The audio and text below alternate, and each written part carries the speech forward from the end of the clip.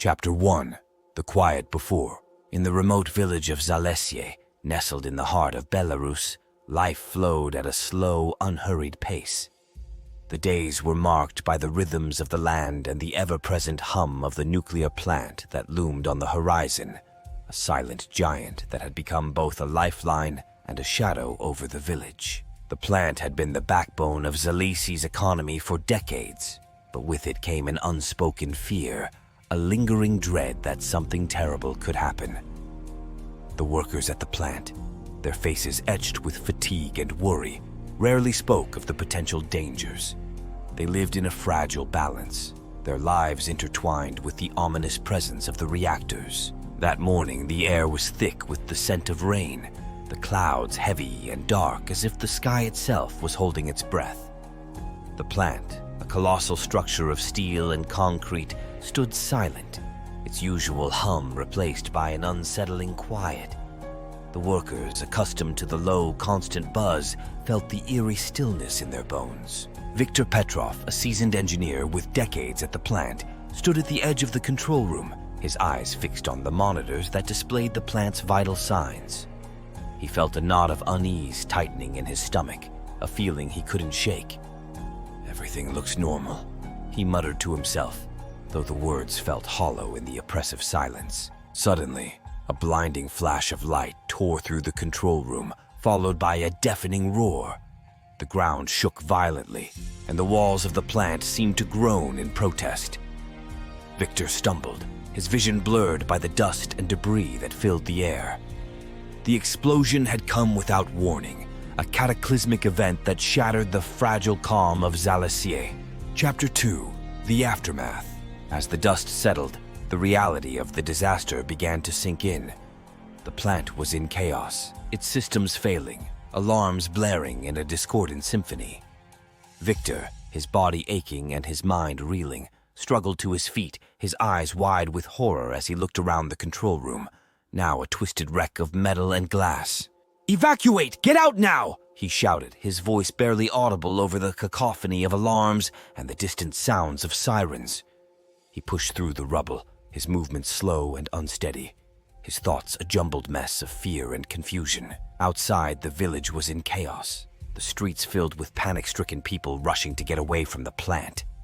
The air was thick with dust and the acrid scent of burning metal, the sky darkening with the smoke and steam that billowed from the plant's shattered core. The explosion had released a torrent of radiation, a deadly wave that would soon spread across the village, its invisible tendrils reaching out to claim their victims. Chapter 3. The Unseen Terror.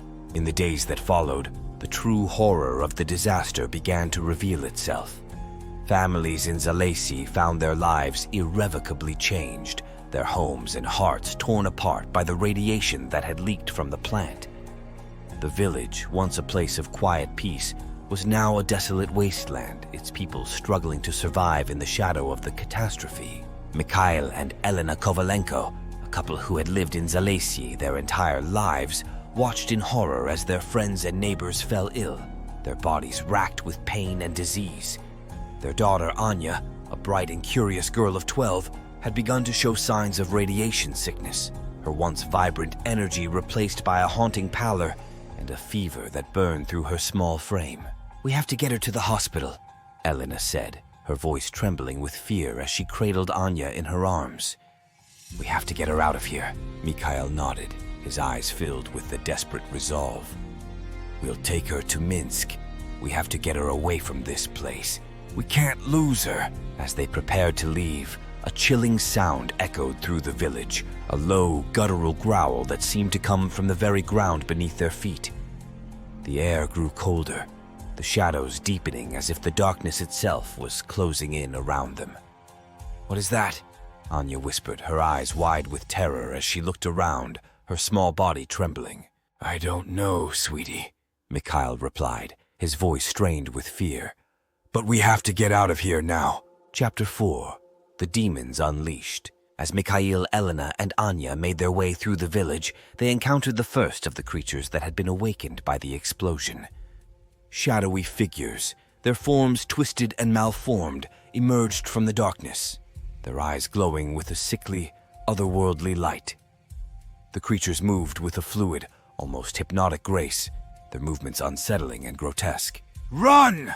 Mikhail shouted, his voice a primal scream of terror as he pushed Elena and Anya ahead of him. The creatures lunged forward, their claws outstretched, their mouths gaping wide in silent, menacing roars. The Kovalenkos ran through the deserted streets, their hearts pounding in their chests, their breaths coming in ragged gasps. The creatures pursued them, their eyes fixed on their prey, their movements a nightmarish dance of death. The village, once a place of safety and comfort, was now a hunting ground, its shadows alive with the terror of the radioactive demons. As they reached the outskirts of the village, the ground beneath their feet seemed to tremble, the air thick with the oppressive weight of the radiation. The creatures closed in, their growls and snarls echoing in the night, their eyes glowing with a malevolent light. Chapter 5.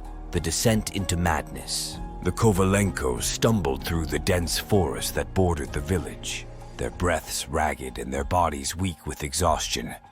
The creatures were relentless, their presence a constant, looming threat that drove them forward, their only hope to escape the darkness that sought to consume them. "Keep going, we're almost there," Mikhail urged, his voice hoarse with fear as he led his family deeper into the forest. "Just a little further." Elena, her face pale and her eyes wide with terror, clutched Anya tightly, her body shaking with the cold. "I don't know how much longer we can keep running," she sobbed, her voice breaking with despair. "I can't do this anymore." Suddenly, a deafening roar erupted from the darkness behind them, the ground shaking with the force of the explosion. The creatures had found them, their twisted forms closing in, their eyes glowing with a sinister light. Mikhail turned, his eyes filled with a desperate resolve, his body ready to fight to the death. "No, we can't let them get us!" he shouted, his voice a primal scream of defiance as he faced the encroaching darkness. "Fight! We have to fight!" But it was too late. The creatures descended upon them with a speed and ferocity that left no room for escape. Their claws tore through flesh and bone, their mouths gaping wide as they consumed their prey. The forest, once a place of refuge, was now a graveyard, its shadows alive with the terror of the radioactive demons. Chapter 6. The Abyss Unleashed. As the last gasps of life ebbed from the Kovalenko family, the forest fell into an unnerving silence, a stark contrast to the chaos that had just unfolded. The radioactive demons, their insatiable hunger momentarily sated, retreated into the shadows, their eyes still burning with a sinister, otherworldly glow. The village of Zalesye, now a barren wasteland, lay shrouded in a deathly calm, its once vibrant heart now a silent graveyard of decay and desolation. The explosion had unleashed a hellish nightmare upon the world, a dark force that now gripped the land with cold, unrelenting hands. As the first rays of dawn began to break through the thick pall of smoke and ash, a malevolent energy stirred beneath the surface of the earth. The very ground of Zalesye seemed to pulse with an eerie, almost sentient life, the air growing thick with the acrid stench of decay and corruption.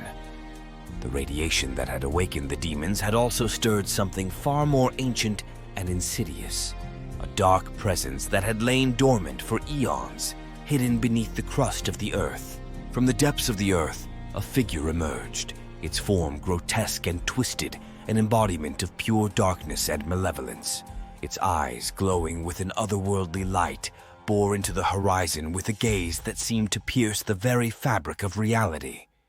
It was the true master of the radioactive demons, an ancient entity of unspeakable power and malice, awakened by the cataclysmic explosion and now ready to claim dominion over the world above. As the dark figure rose, the very air seemed to shudder with its presence, the ground trembling as if in fear of the creature's awakening. The demons, once fierce and ravenous, now bowed before their master, their eyes filled with a twisted reverence. The true horror of the disaster became chillingly clear. The demons were but pawns in a larger, more sinister game, mere extensions of the dark entity's will, bound to its service and driven by an insatiable hunger for destruction. The village of Zalesye, once a place of quiet refuge, was now the epicenter of a growing nightmare, a battleground where the forces of light and darkness would clash in an inevitable and cataclysmic struggle. The dark figure's gaze swept over the devastated landscape, its eyes alight with an unholy glee as it began to extend its influence beyond the borders of the village. The air grew colder, the shadows deeper, and the very earth seemed to groan in agony as the dark presence spread its tendrils across the land. With each passing moment, the dark entity's power grew, its influence seeping into the very fabric of reality, corrupting the natural world with its vile essence. Plants withered and died, their leaves turning black and brittle as the corruption spread. Rivers ran dark with the taint of radiation, their waters choked with the dead and dying. The skies above Zalesye, once clear and blue, now hung heavy with a sickly greenish haze, the sun's light a pale, ghostly shadow of its former brilliance. As the dark entity's influence spread, the world outside the village began to feel the creeping tendrils of corruption. The radiation from the plant's explosion, once contained and localized, now flowed like a river of death, its invisible currents carrying the darkness to every corner of the globe. The land, the seas, the very air we breathed, all became tainted with the dark presence's malignant touch.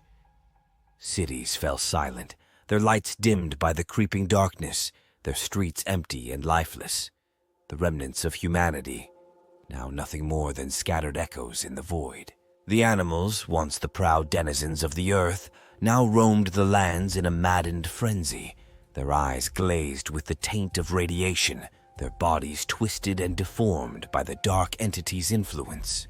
Birds fell from the sky, their feathers blackened and lifeless, their songs silenced forever. The seas, once teeming with life, now lay still and silent. The creatures that had once thrived beneath their waves, now nothing more than husks of their former selves, their flesh rotting away in the dark waters. As the world descended into chaos, the few remaining pockets of humanity struggled to survive, their lives a desperate battle against the encroaching darkness. Governments fell, their leaders succumbing to madness or fleeing in terror, leaving their people to fend for themselves against the unstoppable tide of destruction. The last vestiges of civilization crumbled, the cities now empty tombs, the land a wasteland of death and decay. The final remnants of humanity, their numbers dwindling with each passing day, huddled together in isolated refugees, their lives a constant struggle against the encroaching darkness that threatened to consume them all. In the final, desperate hours, the true extent of the dark entity's power became terrifyingly clear. The world, once a vibrant and thriving place, was now a barren wasteland, its skies darkened by the thick, oppressive clouds of radiation, its lands ravaged by the corruption that had spread from Zalesye. The last survivors, their bodies frail and their minds shattered by the horrors they had endured, knew that their time was almost at an end. The dark presence, now a full-fledged force of destruction, had claimed its prize, the world now a silent tomb, a testament to the horrors that had been unleashed by the cataclysmic explosion. As the final rays of the sun faded into the darkness, the last remnants of life on Earth were consumed by the void. The once vibrant world, now a barren wasteland of decay and death, lay silent and still, the last echoes of humanity's existence fading into the cold, dark abyss. The dark entity, its power now absolute, stood as the master of the ruined world, its malevolent gaze fixed on the horizon, its hunger for destruction finally sated. And so, the world, once teeming with life and hope, was lost to the darkness, the final chapter of humanity's story written in the blood and ashes of the earth. The dark entity, now the ruler of a desolate and lifeless realm, stood as the final and unchallenged force in a world forever lost to the shadows, its reign of terror and destruction, a testament to the unending darkness that had been unleashed by the explosion at the plant in Zalesye.